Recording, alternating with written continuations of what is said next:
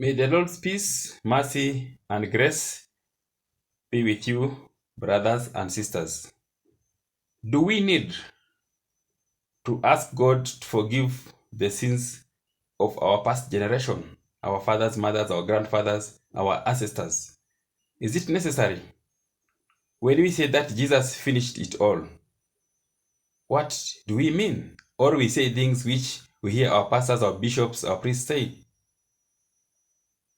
What happens if your father killed somebody and then the parents of that person who was killed say that your father should not have anything good?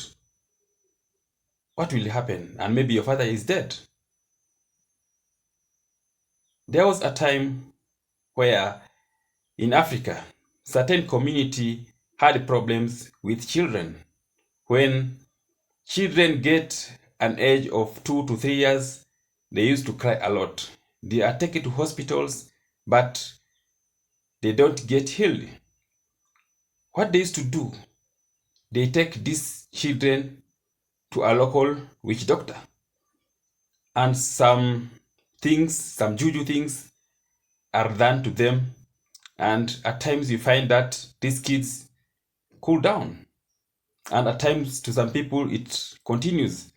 But the church rejected this thing. The church said, no, this is not biblical. We cannot do that. Then the community told the church that, what shall we do? And yet our ancestors had been doing this. When you see your children cry and yet they are not sick, you have to seek for guidance and assistance from these witch doctors. So what they did is the community called a priest. They prayed for some days, they fasted. And then one day they had to make prayers. The whole community, all their houses were blessed by the man of God. And when they were praying, while they were praying, the Holy Spirit spoke, said that there used to be a spirit which had been attacking their children while they were young. And this is because the current generation accepted Christianity, but they never did away with the former spirits. They never broke the altars of the former spirit. And that is the reason why their children used to suffer. Before Christianity, the former generation used to sacrifice cows to this goddess. But the latter generation don't sacrifice to this goddess. But they never sat down and broke the altars. So after those prayers, after the sacrifices, they broke the altars. And up to now, that families, those people, and that community has no problem with their children. Another scenario, there is a community where almost everybody is polygamous. They marry 2 wives, they marry 3 wives. And those who are monogamous, they find themselves going outside their wedlock. They look for other women outside there. But the communities around them have no such a problem. While they were praying, the Holy Spirit said that some time back, their great-great-grandfather had a problem with the other communities. So they had to bring witch doctor, and they had to do some traditions. And the local witch doctor told them that for this problem to end, you have to marry the second wife. So it was expected that all that generation should be having 2 wives. But unfortunately, or fortunately, after Christianity, these people didn't have to marry the second wife because they are following what their teachers of the Bible tells them, that you should marry 1 wife. But after marrying 1 wife, why are they going outside? So the Holy Spirit said, yes, you accepted Christianity, but you never broke the evil altars. So what happened? They held prayers, sacrifices, and they called a man of God, and they broke the altars. And up to now, those families do not experience any problems in their marriages. The men don't go out. So initially it was thought that these people just lack discipline. They have no self-control. Until the Holy Spirit said that there is a spirit behind their husbands going outside. So there was an unrepented sin. There were altars which were built by the former generation, which these people never understood. So it is good to understand the history of our past. But if we don't know the history, maybe the history was lost. The Holy Spirit can give the history as long as we are seeking Him in truth. In the book of Leviticus chapter 26, verse 40 to 42, it is written, "But if they will confess their sins and the sins of their ancestors, their unfaithfulness and their hostility towards me, which made me hostile towards them, so that I sent them into the land of the enemies, then their uncircumcised heart are humbled, and they pay for their sin. I will remember my covenant with Jacob, and my covenant with Isaac, and my covenant with Abraham, and I will remember the land." So sometimes God can give you very good promises. Prophecies can come very good about your prosperity, but sometimes it doesn't happen. Reason is not you. Reason at times it is your past. Before you're born, maybe before your parents were born, maybe before even your grandparent was born. In some cultures, when Christianity was brought, some hated missionaries, some hated the pastors and priests. So after some times, they accepted. Then you come from a family which had such a problem, and you want to embrace the Messiah. At times, the Spirit will come and tell you no. So you have to rebuke the words of your former grandparents, your former generation. There are times where some clans will tell you, do not marry another clan, do not marry a certain race. And maybe they never told you. Maybe you're a black man, you're told don't marry from an Asian community.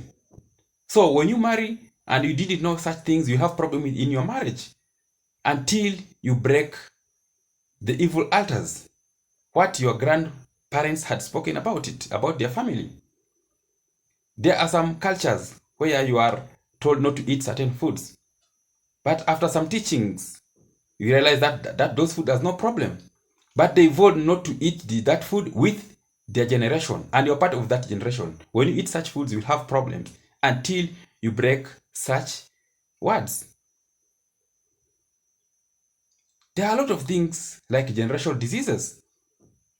You go to a doctor, they ask you if your father, your mother, your brothers, or your uncles, or somebody around you had same diseases. You tell them yes. The doctor will tell you yes, you'll have such problems. But at times, these are not genetic.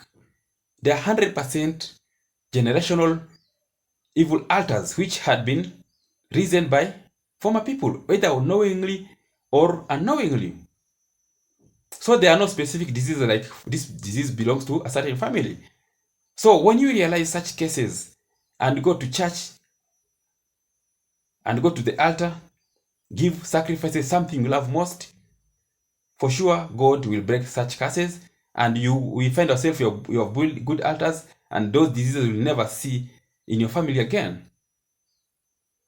In some communities, they had body piercings to appease certain spirits. And people those days will say to the spirit that me and my family will serve you. They are talking to spirits. Later you decide, no, I'll follow the Messiah. But since you said so, there are spirits which will be harassing you when you pray.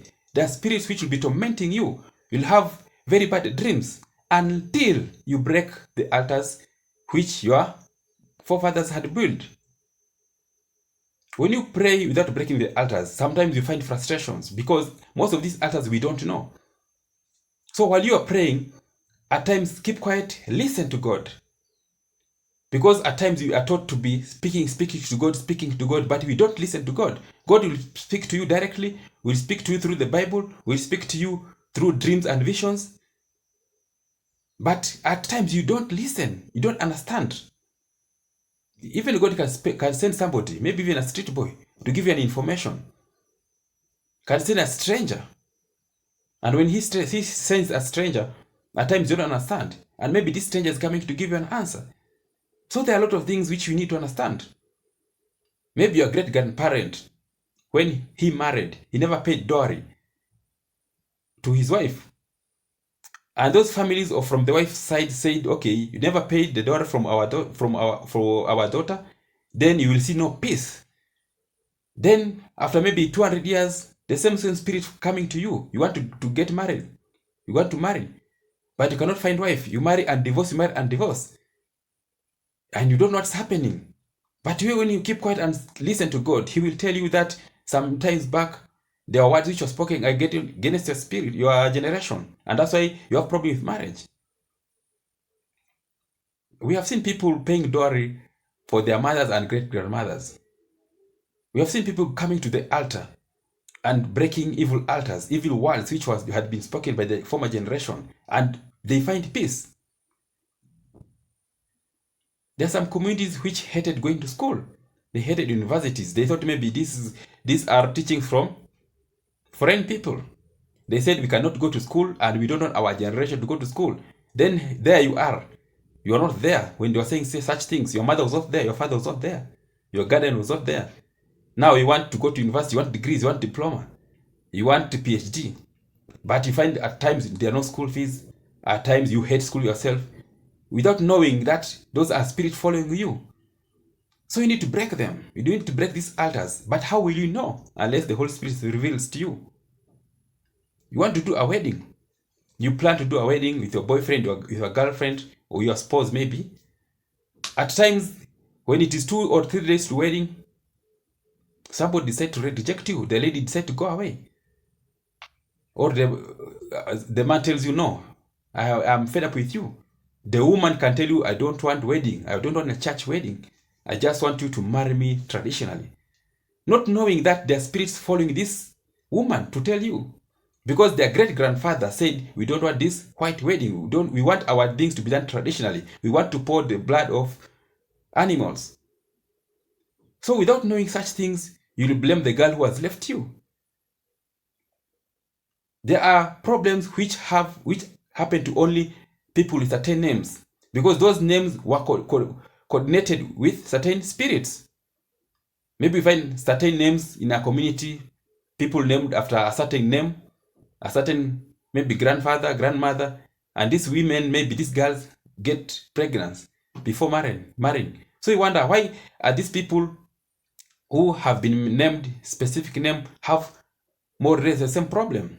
It is because those names were coordinated to certain spirits. So you have to understand the meaning of your name. And if you don't understand, the Holy Spirit will guide you as long as you listen. As long as you listen to men and women of God. Sometimes we have problems because of our own words. The words of our teachers, the words of our colleagues, the word of our bosses, your president, your parents. Maybe when your parent was annoyed about you, or your grandfather and grandmother was annoyed about your parent, they spoke negative words towards them. They called them idiots. They called them names of animals. So that generation will behave like certain animals. If you are called a dog, you will behave like a dog. Not unless you break those words. There are some challenges we go through because maybe the parents thought you'll be born a boy, or they thought you'll be born a girl and yet you're born a boy, or they thought you'll be born a boy and yet you were born a girl, and they start calling you the name of a boy while you're still in your mother's womb. There are some characters you find yourself behaving like a boy. You find yourself you are very comfortable in a company of boys, and if you are a boy, you find yourself very comfortable in a company of girls. You start behaving like a girl, and people wonder what's happening with you. But because those things have been implanted to you before you were born, so it has affected your behavior. But when you break such altars, all will be well with you. And now let us be careful when we are praying. Take time to listen to God. Don't just do the talking. Even in our normal circumstances, people talk a lot sometimes when they don't listen. They don't know what is happening around them. But when you listen to God, you get guidance. And may the Lord bless you.